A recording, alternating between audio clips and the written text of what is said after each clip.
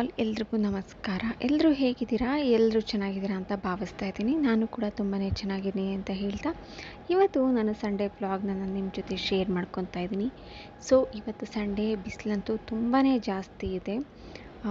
ದೊಡ್ಡವ್ರಿಗಾಗಿರ್ಬೋದು ಇಲ್ಲ ಚಿಕ್ಕ ಮಕ್ಕಳಿಗಾಗಿರ್ಬೋದು ಇಬ್ಬರೂ ಕೂಡ ತುಂಬಾ ಕಷ್ಟ ಆಗಿರುವಂತಹ ದಿನ ಈ ಬೇಸಿಗೆ ಕಾಲದಲ್ಲಿ ಅಂತಲೇ ಹೇಳಿ. ಆದಷ್ಟು ಈ ಸೀಸನಲ್ಲಿ ಬಾಡಿನ ಹೈಡ್ರೇಟಾಗಿ ಇಟ್ಕೊಳ್ಳಿ, ಜಾಸ್ತಿ ನೀರು ಕುಡೀರಿ, ಫ್ರೆಶ್ ಫ್ರೂಟ್ಸ್ ಆಗಿರ್ಬೋದು ಇಲ್ಲ ವೆಜಿಟೇಬಲ್ಸ್ ಆಗಿರ್ಬೋದು ಈ ರೀತಿಯಾಗಿರೋದನ್ನ ತುಂಬ ಬಳಸಿ. ನಿಮಗೆ ಹೆಲ್ತ್ ಕೂಡ ತುಂಬಾ ಚೆನ್ನಾಗಿರುತ್ತೆ. ಆದಷ್ಟು ಸ್ಪೈಸಿ ಫುಡ್ ಆಗಿರ್ಬೋದು, ಜಂಕ್ ಫುಡ್ ಆಗಿರ್ಬೋದು ಮತ್ತು ಡೀಪ್ ಫ್ರೈ ಮಾಡಿರುವಂತಹ ಫುಡ್ನ ಆದಷ್ಟು ಅವಾಯ್ಡ್ ಮಾಡಿ. ಏಕೆಂದರೆ ಈ ವೆದರ್ಗೆ ಇದು ಯಾವುದೂ ಕೂಡ ನಮ್ಮ ಹೆಲ್ತ್ಗೆ ಸೂಟ್ ಆಗೋದಿಲ್ಲ ಅಂತ ನಾನು ನಿಮಗೆ ಈ ವಿಷಯನ ಹೇಳ್ತಾ ಇದ್ದೀನಿ.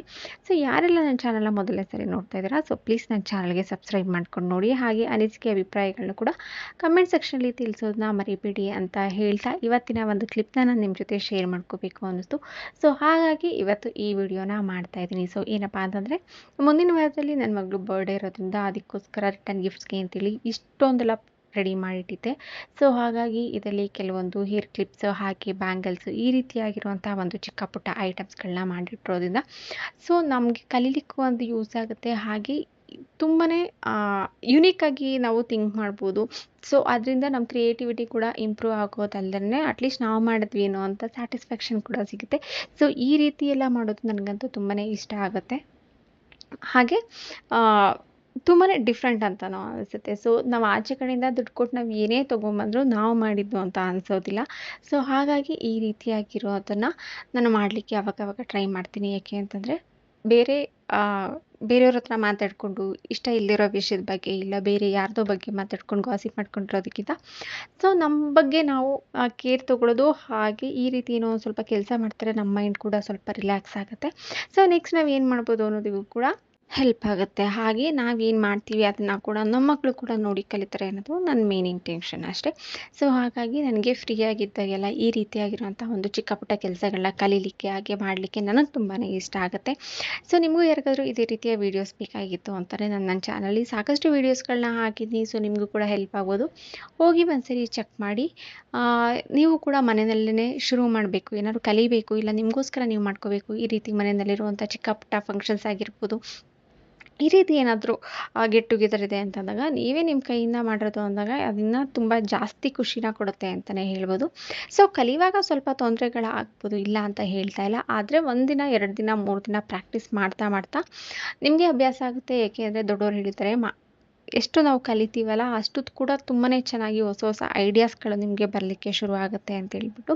ಸೊ ಹಾಗೆ ನೀವು ಇದನ್ನೇ ಮಾಡಬೇಕು ಅಂತ ಏನಿಲ್ಲ, ನಿಮ್ಗೆ ಏನೆಲ್ಲ ಇಷ್ಟ ಇರುತ್ತೆ ಅದೆಲ್ಲವನ್ನು ಕೂಡ ನೀವು ಮಾಡ್ಬೋದು. ಎಷ್ಟೊಂದು ಇವಾಗಂತೂ ಯೂಟ್ಯೂಬ್ನಲ್ಲಿ ಎಷ್ಟೊಂದು ವೀಡಿಯೋಸ್ ಸಿಗುತ್ತೆ, ಮತ್ತು ಇನ್ಸ್ಟಾಗ್ರಾಮಲ್ಲಿ ಆಗಿರ್ಬೋದು. ಸೋಷಿಯಲ್ ಮೀಡಿಯಾ ಅನ್ನೋಂಥ ಒಂದು ಪ್ಲ್ಯಾಟ್ಫಾರ್ಮ್ನ ನಾವು ಹೇಗೆ ಯೂಸ್ ಮಾಡ್ಕೊತೀವಿ ಆ ರೀತಿ ತುಂಬ ಚೆನ್ನಾಗಿ ಯೂಸ್ ಮಾಡ್ಕೊಳ್ಳಿಕ್ಕೆ ಹೆಲ್ಪ್ ಆಗುತ್ತೆ ಅಂತ ನಾನು ಅಂದ್ಕೊಂಡಿದ್ದೀನಿ. ಸೊ ಅದಲ್ಲದೆ ನಮ್ಮನ್ನು ನಾವು ಬಿಸಿಯಾಗಿ ಇಟ್ಕೊಂಡಿರೋದಕ್ಕೆ ನಮ್ಮನ್ನು ನಾವು ಆ್ಯಕ್ಟಿವ್ ಆಗಿ ಇರಬೇಕು ಅಂತಂದರೆ ಈ ರೀತಿಯಾಗಿರೋಂಥ ಕೆಲಸಗಳ ಅವಶ್ಯಕತೆ ಇರುತ್ತೆ ಅಂತಲೇ ಹೇಳ್ಬೋದು. ಸೊ ನಾವು ಏನಕ್ಕೆ ಮಾಡಲ್ಲ ಅನ್ನೋದಕ್ಕೆ ಒಂದು ರೀಸನ್ ಏನಂದರೆ ಯಾರಾದರೂ ಏನಾದರೂ ಅಂದ್ಕೊತಾರೆ, ಇಲ್ಲ ಈ ಕೆಲಸ ಸಕ್ಸಸ್ ಆಗುತ್ತಾ ಇಲ್ವಾ ಅನ್ನುವಂಥ ಡೌಟ್ ನಮ್ಮಲ್ಲೇ ಇರುತ್ತೆ.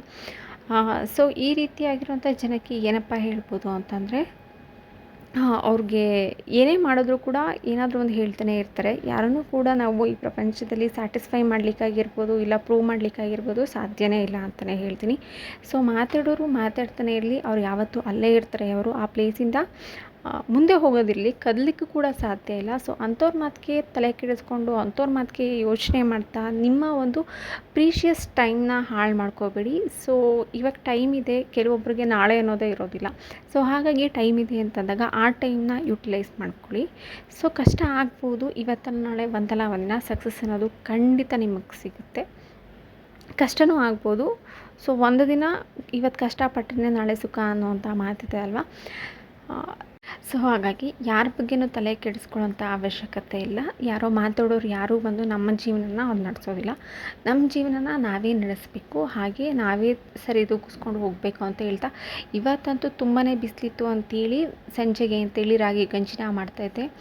ಸೊ ಈ ಬೇಸಿಗೆಗೆ ದಿ ಬೆಸ್ಟ್ ಕಾಂಬಿನೇಷನ್ ಅಂತಲೇ ಹೇಳ್ಬೋದು ರಾಗಿ ಗಂಜಿ. ಸೊ ಯಾರ್ಯಾರೆಲ್ಲ ರಾಗಿ ಗಂಜಿ ಇಷ್ಟಪಡ್ತೀರಾ ಸೊ ಲೈಕ್ ಮಾಡಿ. ಹಾಗೆ ರೆಸಿಪಿನೂ ಕೂಡ ನಾನು ಇದೆಲ್ಲ ಆ್ಯಡ್ ಮಾಡಿದ್ದೀನಿ. ಜಸ್ಟ್ ಏನಿಲ್ಲ, ಸ್ವಲ್ಪ ರಾಗಿ ಹಿಟ್ಟನ್ನ ತೊಗೊಂಡು ಅದಕ್ಕೆ ಸ್ವಲ್ಪ ಲಮ್ಸ್ ಇಲ್ಲದೆ ಇರೋ ಥರ ಮಿಕ್ಸ್ ಮಾಡಿ, ಸ್ವಲ್ಪ ಮಜ್ಜಿಗೆ ಥರ ಗಟ್ಟಿಗೆ ಸ್ವಲ್ಪ ಮಾಡಿಕೊಂಡು, ಇದು ಕಂಪ್ಲೀಟಾಗಿ ತಣ್ಣಗಾದ್ಮೇಲೆ ಅಂದರೆ 1-2 hours ಆದಮೇಲೆ ಈ ರೀತಿ ತಣ್ಣಗಿರೋವಂಥ ಮಜ್ಜಿಗೆ ಹಾಕಿ ಅದಕ್ಕೆ ಈರುಳ್ಳಿ, ಕೊತ್ತಂಬರಿ ಹಾಗೆ ಒಂದೇ ಒಂದು ಹಸಿಮೆಣ್ಸಿನ್ಕಾಯಿನ ಸೇರಿಸ್ಕೊಂಡು, ಬೇಕಿದೆ ನೀವು ಜೀರಾ ಪೌಡರ್ ಕೂಡ ಹಾಕ್ಕೋಬೋದು ಮತ್ತು ಶುಂಠಿ ಬೇಕಾದರೂ ಹಾಕ್ಕೋಬೋದು. ತುಂಬಾ ಟೇಸ್ಟ್ ಚೆನ್ನಾಗಿರುತ್ತೆ. ಅದು ನಾನಿಲ್ಲಿ ಜೀರಾ ಪೌಡರು ಮತ್ತು ಶುಂಠಿನ ಹಾಕಿಲ್ಲ.